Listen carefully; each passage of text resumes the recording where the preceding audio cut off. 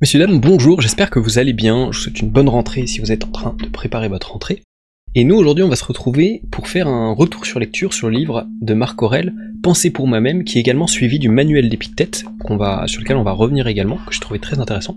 Alors, je fais ce podcast parce que le livre est intéressant, c'était le premier livre que je lisais en lien avec le stoïcisme, mais il y a des passages que j'ai trouvé très redondants, notamment tout le rapport à la mort, qui revient beaucoup. Je pense qu'il y a presque un quart ou un tiers du livre qui consiste à parler de la mort, à dire que la mort n'est qu'une transformation, que c'est pas une finalité, qu'il faut pas la craindre, et qu'il faut pas chercher à ce qu'on se rappelle de nous après notre mort. Bref, ça c'est des idées qui sont intéressantes mais qui reviennent énormément, ce qui rend la lecture un peu longue honnêtement.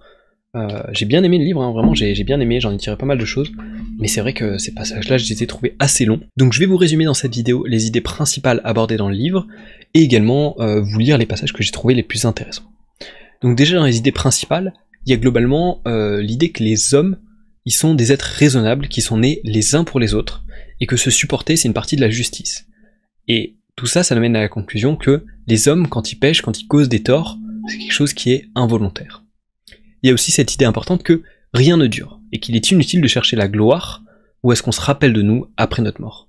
Il explique aussi un petit peu que des gens vont peut-être se rappeler de nous, mais ces gens-là vont mourir aussi, et les gens qui se rappellent des gens qui se rappellent de nous vont finir par mourir aussi. Donc bref, tout ça pour dire que rien ne dure, rien n'est éternel, et qu'on peut pas atteindre la postérité, et que personne ne se rappellera de nous sur une certaine échelle de temps, au final. Bon, au final, le bougre est né il y a très longtemps et on se rappelle de lui, mais vous avez l'idée quoi, il faut pas chercher à ça, il faut pas tendre à ça. Il y a aussi l'idée qu'il y aurait un ordre naturel des choses qui pousserait à être bienveillant, bon et honnête, qui pousserait à agir dans l'intérêt général et avec justice. Et tout ça, ça nous amène également à l'idée que ne pas faire preuve de ses qualités, ce serait refuser d'embrasser sa nature. Ça c'est une idée qui est importante, qui est revenue pas mal de fois dans le livre, que si quelqu'un cause du tort, au final, c'est parce qu'il refuse d'embrasser sa nature. Et agir en sa nature, ça pousserait à soutenir les hommes et à agir pour la communauté. Il y a également l'idée qu'il existe un destin et que rien de ce qui nous arrive n'est bon ou mauvais, c'était juste voué à nous arriver. Et ça c'est, je pense, l'idée centrale du stoïcisme, qui est, bon là il y a un petit peu de notion de déterminisme, mais qui est surtout que rien n'est bon ou mauvais et qu'au final c'est un petit peu comment nous on voit les choses qui vont faire que ça va nous affecter ou non. Il y a également l'idée que la mort n'est pas à craindre, donc ça c'est tout le passage que j'expliquais en introduction, en début d'introduction, parce qu'elle n'est qu'une transformation, et la transformation est un événement qui est naturel et nécessaire. Et également, la dernière idée qui est amenée, c'est que ce qui affecte ni notre intelligence, ni notre intégrité, ça ne devrait pas nous affecter, parce que nous restons le même homme malgré cela. Et finalement, ce qui nous blesse, ce qui nous fait perdre des ressources, je sais pas, de l'argent, du temps, peu importe, ça ne devrait pas nous affecter, parce qu'au final, on reste la même personne, malgré cette blessure, cette offense, ce tort qui nous est causé. Donc maintenant, je vais vous lire, donc ça c'est dans le passage de l'introduction du livre de Marc Aurèle, où en fait il revient sur les personnes qui l'ont entouré, les personnes qu'il a connues, et il dresse un portrait un petit peu des qualités dont ces personnes faisaient preuve, et dont il trouve intéressant de s'inspirer, et ce dont il a appris de ces personnes-là. Il dit par exemple d'Alexandre le Grammairien, que c'est une personne qui s'abstenait de blâmer. Il a appris de ne pas critiquer de façon blessante ceux qui ont commis un barbarisme, un solécisme ou quelque autre faute choquante, mais d'amener droitement le seul terme qu'il fallait proférer, sous couvert de réponse, de témoignage à l'appui, ou de commun débat sur le fond même du sujet, et non sur la forme, ou par quelque autre moyen d'avertissement occasionnel et discret. Alors je sais que j'ai repris mot pour mot en fait ce qui notait. Il va peut-être falloir écouter plusieurs fois ce que je vais vous lire, parce que c'est du langage assez soutenu, donc selon si vous êtes familier ou non avec ça, il y a des passages où c'est pas forcément évident à première écoute.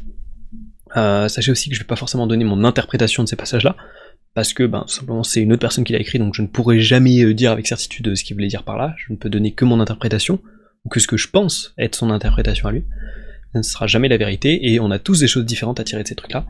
Je vais pas du tout vous lire, je vais juste vous partager les passages que j'ai trouvés les plus intéressants. On est parti, on va continuer. Il dit par exemple d'Alexandre le platonicien, ne pas, souvent et sans nécessité, dire à quelqu'un ou mander par lettre, je n'ai pas le temps, et par ce moyen, constamment ajourner les obligations que commandent les relations sociales, en prétextant l'urgence des affaires. De Catullus, ne jamais être indifférent aux plaintes d'un ami, même s'il arrive que ce soit sans raison qu'il se plaigne, mais essayer de rétablir nos relations familières. Alors maintenant, c'est les notes que je vais vous partager, qui font partie des différents livres.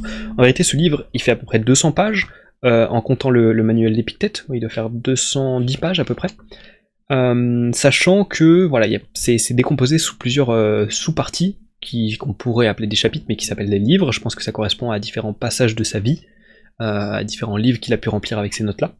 Je vais vous dire à chaque fois dans quel livre c'est et quel numéro de note c'est. Il peut arriver que j'ai fait des erreurs, j'ai pris ces notes sur mon téléphone avec le correcteur automatique, donc c'est possible que des tournures de phrases qui soient légèrement différentes. Donc comme ça, si jamais vous vous procurez le livre, vous pourrez retrouver ces passages et évidemment corriger les petites erreurs qu'il devrait y avoir, mais en théorie il ne devrait pas y en avoir énormément. Première note que j'ai prise dans le livre 2, la note numéro 14. Donc ça c'est plus une idée que j'ai résumée parce que je crois que le passage était un petit peu long, mais l'idée que j'en ai tirée c'était surtout qu'on ne peut pas perdre son passé ou son futur, car tout ce qu'on a c'est le présent, et on ne peut pas perdre ce qu'on n'a pas. Alors au début il y aura quelques notes comme ça que j'ai un petit peu résumées en une idée, en une phrase, mais après ce sera vraiment des citations complètes. Dans le livre 4, dans la première note, il nous dit « Le maître intérieur, quand il se conforme à la nature, envisage les événements de telle sorte qu'il puisse toujours, selon la possibilité qu'il en a, modifier sans peine son attitude envers eux. Il n'a de préférence pour aucune matière déterminée, mais il se porte après choix vers ce qu'il croit le meilleur. Et s'il rencontre un obstacle, il s'en fait une matière comme le feu lorsqu'il se rend maître des choses qu'on y jette, alors qu'une petite lampe en serait étouffée. Mais un feu ardent a vite fait de s'approprier tout ce qu'on y ajoute. Il le consume, et, de par ce qu'on y jette, il s'élève plus haut. » On a également la note numéro 3, qui était un petit peu longue, que j'ai résumée. C'est l'idée que on recherche des retraites en montagne ou à la plage, mais on peut se retirer en soi-même, et c'est là qu'on trouve le plus de calme et de tranquillité. Et il dit également à ce sujet, « Garde en tête ces deux maximes. Les choses n'atteignent point l'âme, mais elles restent confinées au dehors, et les troubles ne naissent que de la seule opinion qu'elles s'en fait. Et l'autre, toutes ces choses que tu vois seront, dans la mesure où elles ne le sont point encore, transformées et ne seront plus.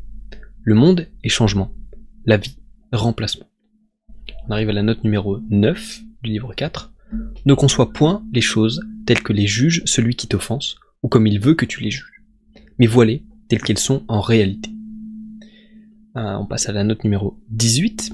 « Que de loisirs il gagne, celui qui ne regarde pas à ce qu'a dit le voisin, à ce qu'il a fait, à ce qu'il a pensé, mais à ce qu'il fait lui-même, afin que son acte soit juste, sain et absolument bon. Ne jette point les yeux sur les âmes noires, mais cours droit à la ligne du but, sans te disséminer. » Sur le livre 5, j'ai pris notamment la note numéro 17. « Poursuivre l'impossible est d'un fou. Or, il est impossible que les méchants ne commettent point quelque méchanceté. » Note numéro 28. « T'emportes-tu contre celui qui sent le bouc? T'emportes-tu contre celui qui a la laine forte? Que veux-tu qu'il y fasse? Il a cette bouche, il a ses aisselles, et il est inévitable que de telles dispositions fassent naître de telles exhalaisons. Mais l'homme, dit-on, possède la raison, et il peut, en y réfléchissant, parvenir à comprendre en quoi il est défectueux. Bonne réponse. Ainsi donc, toi aussi tu possèdes la raison. Provoque alors par ta disposition raisonnable, sa disposition raisonnable. Fais-le comprendre, avertis-le. S'il entend, tu le guériras. Nul besoin de colère, ni tragédie, ni courtisane. » On arrive désormais au livre 6 avec la note numéro 13. « Pour cesser de tomber dans le sophisme de la fumée d'estime qui entoure certaines choses, il faut les mettre à nu et les décortiquer pour comprendre à quel point elles ont peu de valeur et les dépouiller de cette fiction qui les rend vénérables. » Note numéro 55. « Si les matelots injuriaient le pilote ou les malades le médecin, pilote et médecin se préoccuperaient-ils d'autre chose que d'assurer l'un le salut de l'équipage et l'autre la santé de ceux qu'ils traitent? » Passons au livre 7 avec la note numéro 26. « Lorsqu'un homme a commis une faute contre toi, considère aussitôt quelle opinion il se fait du bien ou du mal pour avoir commis cette faute. Lorsque tu le sauras, en effet, tu auras pitié de lui, et tu n'éprouveras ni étonnement, ni colère. Car, ou bien toi aussi tu te fais encore la même opinion que lui sur le bien, ou une autre analogue, et il faut donc lui pardonner. Mais si tu ne partages plus ses opinions sur le bien et le mal, tu seras plus facilement bienveillant à celui qui les distingue mal. » On arrive à la note numéro 75. la nature universelle a orienté son impulsion vers la création du monde. Dès lors, ou bien tout ce que maintenant il arrive en provient par voie de conséquence, ou bien tout est irrationnel, même les événements les plus importants, ce que provoque une particulière impulsion du principe qui dirige le monde. En bien des circonstances, le souvenir de cette pensée te donnera plus de sérénité. On passe maintenant au livre 9, avec la note numéro 5. On est souvent injuste par omission, et non pas seulement par action. Note numéro 42. Lorsque tu es offensé par l'impudence d'un homme, demande-toi aussitôt, se peut-il donc qu'il n'y ait pas d'impudent dans le monde? Cela ne se peut pas. Ne réclame donc pas l'impossible, puisque cet homme est l'un de ces impudents qui nécessairement se trouvent dans le monde. Sois prêt à te poser la même question devant un scélérat, un fourbe ou tout autre coupable. En te rappelant en effet qu'il est impossible qu'il n'existe pas des gens de cette sorte, tu deviendras plus indulgent pour chacun d'eux. J'ai tronqué la citation à ce moment-là, pour sauter à un passage suivant. En quoi t'a-t-il lésé? Car tu ne trouveras pas un seul de ces hommes contre lesquels tu t'exacerbes qui ait pu te causer un dommage tel que ton âme en eût été rendue pire. Et pour toi, le mal et le dommage n'ont leur absolue consistance que là. Est-ce donc un malheur ou une étrangeté qu'un ignorant fasse acte d'ignorance? Examine si tu ne dois pas plutôt t'accuser toi-même de n'avoir point prévu que cet homme commettait cette faute. On passe au livre 10, avec la note numéro 25, qui fuit son maître est déserteur. Or, comme notre maître est la loi, celui qui s'écarte de la loi est également déserteur. Il est en même temps celui qui, soit en s'affligeant, en s'irritant ou en s'effrayant, ne veut pas qu'une chose soit arrivée, arrive ou doivent arriver, conformément à l'ordre des choses établi par l'organisateur universel, qui est la loi attribuant à chacun tout ce qui lui survient. En conséquence, celui qui s'effraie, s'afflige ou bien s'irrite est déserteur. Passons à la note numéro 30. Lorsque tu es offensé par une faute d'autrui, fais retour aussitôt sur toi-même et vois si tu n'as pas à ton actif quelque faute semblable, en regardant comme un bien par exemple l'argent, le plaisir, la gloriole ou d'autres choses semblables. En t'appliquant à cela, tu auras tôt fait d'oublier ton ressentiment dès que cette pensée te viendra. Il y est contraint. Que peut-il y faire? Ou bien, si tu le peux, délivre-le de la contrainte. On passe au livre 11 avec la note numéro 13. Un tel me méprisera? Ce sera son affaire. La mienne, c'est que je ne sois jamais pris à faire ou à dire quelque chose qui soit digne de mépris. Un tel va me haïr? Ce sera son affaire. Mais la mienne sera de me montrer bienveillant et doux à l'égard de tous et tout disposé à le détromper lui-même, sans insolence, sans insister sur ma modération, mais sans déguisement, simplement comme le faisait ce fameux Phocion, si tant est que son calme ne fût pas simulé. C'est du fond du cœur que doivent partir de tels sentiments, et qu'il faut offrir au regard des dieux un homme porté à ne s'indigner de rien, ni à se plaindre de rien. Quel mal, en effet, te surviendrait-il si tu fais maintenant ce qui est conforme à ta propre nature, et si tu acceptes ce qui est de saison dans l'ordonnance présente de la nature universelle, toi qui as été mis à ton poste d'homme pour être utile, par cela même, à l'intérêt commun. On arrive à la note numéro 35. Raisin vert, raisin mûr, raisin sec. Tout est changement, non pas pour ne plus être, mais pour devenir ce qui n'est pas encore. On passe au livre numéro 12, qui est le dernier de Marc Aurèle, et après il y aura le manuel d'Épictète. Note numéro 4. Maintes fois, je me suis étonné de ce que chaque homme, tout en s'aimant de préférence à tous, fasse pourtant moins de cas de son opinion sur lui-même que de celle que les autres ont de lui. Et c'est à ce point que si un dieu venait à ses côtés, ou que si un sage précepteur lui ordonnait de ne rien penser, et de ne rien concevoir en lui-même sans aussitôt à haute voix l'exprimer, il ne pourrait pas, même un seul jour, s'y résigner. Ainsi, nous appréhendons davantage l'opinion de nos voisins sur nous-mêmes que la nôtre propre. On arrive maintenant au manuel d'Épictète avec la note numéro 4. Lorsque tu dois entreprendre quelque chose, rappelle-toi ce qu'est la chose dont il s'agit. Si tu vas te baigner, représente-toi ce qui arrive au bain, les gens qui vous éclaboussent, qui vous bousculent, qui vous injurient, qui vous volent. Ainsi, tu seras plus sûr de toi en allant te baigner si tu te dis aussitôt « Je veux me baigner, mais je veux encore maintenir ma volonté dans un état conforme à la nature. » Et qu'il en soit ainsi pour toutes tes actions. De cette manière, s'il te survient au bain quelque traverse, tu auras aussitôt présent à l'esprit « Mais je ne voulais pas me baigner seulement. Je voulais encore maintenir ma volonté dans un état conforme à la nature. Je ne la maintiendrai pas si je m'irritais contre ce qui arrive. On passe à la note numéro 9. La maladie est une entrave pour le corps, mais non pour la volonté, si elle ne le veut. La claudication est une entrave pour les jambes, mais non pour la volonté. Dis-toi de même à chaque accident, et tu trouveras que c'est une entrave pour quelque autre chose, mais non pour toi. Note numéro 16. Lorsque tu vois un homme qui gémit dans le deuil, soit parce que son fils est absent, soit parce qu'il a perdu ce qu'il possédait, prends garde de te laisser emporter par l'idée que les maux dont il souffre lui viennent du dehors. Mais sois prêt à dire aussitôt, ce qui l'afflige, ce n'est point ce qui arrive, car un autre n'en est pas affligé, mais c'est le jugement qu'il porte sur cet événement. N'hésite donc pas, même par la parole, à lui témoigner de la sympathie, et même si l'occasion se présente, à gémir avec lui. Mais néanmoins, prends garde de ne point aussi gémir du fond de l'âme. Et ça, c'est une idée qui est pas mal revenue dans les deux livres, que ce ne sont pas les événements qui nous affligent, qui nous affectent, mais bien le regard qu'on a dessus. On arrive à la note numéro 22. Si tu désires être philosophe, prépare-toi dès lors à être ridiculisé et raillé par la foule qui dira « Il nous est revenu tout à coup philosophe ». Et d'où lui vient cet orgueilleux sourcil? Pour toi, n'est pas un sourcil orgueilleux. Attache-toi à ce qui te paraît le meilleur, comme si Dieu t'avait désigné pour ce poste. Souviens-toi que si tu persévères, ceux qui d'abord se moquaient de toi t'admireront plus tard. Mais si tu te laisses abattre, tu te rendras doublement ridicule. Note numéro 25. Alors là, il y a plusieurs sous-sections. Dans un premier temps, il nous dit « On t'a préféré quelqu'un dans un repas, dans une salutation, dans un avis à prendre. Si ce sont là des biens, tu dois te réjouir de ce qu'un autre les ait obtenus. Si ce sont des maux, ne te plains pas si tu ne les as pas obtenus.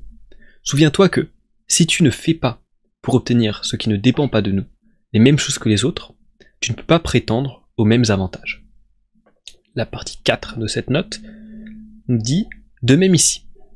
Un tel ne t'a pas invité à un repas, c'est que tu n'as pas donné à celui qui convie le prix qu'il vend son repas. Il le vend contre des compliments. Il le vend contre des prévenances. Paye si tu trouves avantage le prix auquel il vend. Mais si tu veux à la fois ne rien payer et recevoir, tu es un insatiable et un sot. » Et dernier, toute petite section, la section numéro 5 dans cette note, n'as-tu donc rien en place du repas? Tu as de ne point avoir loué celui que tu ne voulais pas. On arrive à la note numéro 26. On peut reconnaître ce que veut la nature par les choses sur lesquelles, entre nous, nous ne sommes pas d'un avis différent. Ainsi, lorsque l'esclave d'un voisin casse une coupe, nous sommes aussitôt prêts à dire « c'est dans les choses qui arrivent ». Sache donc, lorsque ta coupe sera cassée, qu'il faut que tu sois tel que tu étais quand fut cassée celle d'un autre. Transporte aussi cette règle, même à des faits plus importants. Quelqu'un perd-il son fils ou sa femme? Il n'est personne qui ne dise « c'est dans l'ordre humain ». Mais quand on fait cette perte soi-même, aussitôt on dit « hélas, infortuné que je suis ». Il faudrait se souvenir de ce qu'on éprouvait à l'annonce du même événement survenu chez les autres. Note numéro 28. Si quelqu'un livrait ton corps au premier venu, tu en serais indigné. Et toi, quand tu livres ton âme au premier rencontré, pour qu'il la trouble et la bouleverse, s'il t'injurie, tu n'as pas honte pour cela? Note numéro 33. Si l'on vient te dire qu'un tel a mal parlé de toi, ne te justifie pas sur ce qu'on te rapporte, mais réponds « Il faut qu'il ignore tous les autres défauts qui sont en moi, pour ne parler que de ceux-là seuls qui lui sont connus. » Note numéro 34. Quand une idée de plaisir se présente à ton esprit, garde-toi, comme pour les autres idées, de ne point te laisser par elle emporter. Mais diffère d'agir et obtiens de toi quelques délais. Compare ensuite les deux moments, celui où tu jouiras du plaisir, et celui où, ayant joui, tu te repentiras et tu te blâmeras. Oppose à ces pensées la joie que tu éprouveras. Et si les circonstances exigent que tu agisses, prends garde à ne pas te laisser vaincre par ce que la chose offre de doux, d'agréable et d'attrayant. Mais récompense-toi en pensant combien il est préférable d'avoir conscience que tu as remporté cette victoire. Note numéro 35. Quand, ayant reconnu que tu dois agir, tu agis, ne crains pas d'être vu agissant, même si la foule devait défavorablement en juger. Si, en effet, cette action est mauvaise, évite de la faire. Si elle est bonne, pourquoi crains-tu ceux qui ont tort de te blâmer? Note numéro 37. Si tu prends un rôle au-dessus de tes forces, non seulement tu es fait pauvre figure, mais celui que tu aurais pu remplir, tu le laisses de côté. Note numéro 42.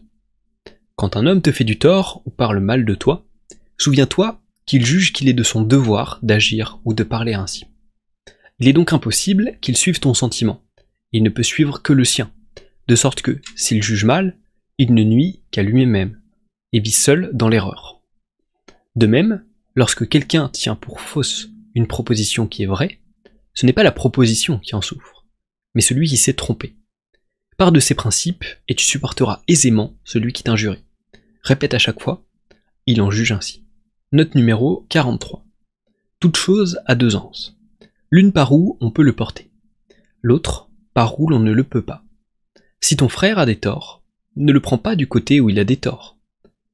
Ce serait l'anse par où on ne peut rien porter. Prends-le plutôt par l'autre, te rappelant qu'il est ton frère, qu'il a été nourri avec toi, et tu prendras la chose par où on peut la porter. Note numéro 44. De tels raisonnements ne sont pas cohérents. Je suis plus riche que toi, donc je te suis supérieur. Je suis plus éloquent que toi, donc je te suis supérieur. Mais ceux-ci sont cohérents. Je suis plus riche que toi, donc ma richesse est supérieure à la tienne. Je suis plus éloquent que toi, donc mon élocution est supérieure à la tienne. Mais tu n'es toi-même ni richesse, ni élocution. Note numéro 45. Quelqu'un se baigne promptement, ne dit pas « c'est mal », mais dit « c'est promptement ». Quelqu'un boit beaucoup de vin, ne dit pas « c'est mal », mais dit « il boit beaucoup de vin ». Avant d'avoir, en effet, connu sa raison d'agir, d'où peux-tu savoir s'il agit mal? Ainsi, il ne t'arrivera point de percevoir des représentations évidentes et d'en juger sur d'autres. Note numéro 46. Si, entre gens vulgaires, la conversation tombe sur quelques maximes, garde le plus souvent le silence. Tu cours au grand risque, en effet, de vomir aussitôt ce que tu n'as pas digéré. Et lorsque quelqu'un te dit « tu ne sais rien », si tu n'es pas mordu par ce propos, sache que tu commences à être philosophe. Car ce n'est point en rendant aux bergers l'herbe qu'elles ont avalée que les brebis leur montrent combien elles ont mangé. Mais une fois qu'elles ont au-dedans digéré leur pâture, elles rendent au-dehors de la laine et du lait. Et toi aussi, ne fais pas étalage de maximes devant des gens vulgaires, mais montre-leur les effets de ce que tu as digéré. Et la dernière note, qui sera la note numéro 53, même si je trouve que celle d'avant était pas mal pour clôturer cette vidéo. Première section. En toute occurrence, il faut être prêt à dire « Conduis-moi, ô Zeus et destinée, où vous avez fixé que je dois me rendre. Je vous suivrai sans hésiter, car si je résistais, en devenant méchant, je ne vous suivrai pas moins. » Et la section 4 de cette note. Anitos et Mélitos peuvent me tuer, mais non me nuire. Encore une fois, ça résume bien l'idée que mourir n'est pas une fin en soi, c'est une transformation, et qu'au final, ce sont les choses, comment on les voit, qui va nous affecter. Je pense que ça clôture très bien cette vidéo. N'hésitez pas à vous abonner si ça vous a plu. Il y a d'autres livres que j'ai fait en review comme ça. J'ai fait des interviews sur la chaîne également. C'est plus une chaîne d'interview que de review de livres en vérité. Mais je fais un peu les deux selon ce qui me passe, selon ce que j'ai envie de faire, on va dire. On se dit peut-être à bientôt, je sais pas quand est-ce qu'on fera un truc. Peut-être il y aura une prochaine review de livre bientôt. Ciao!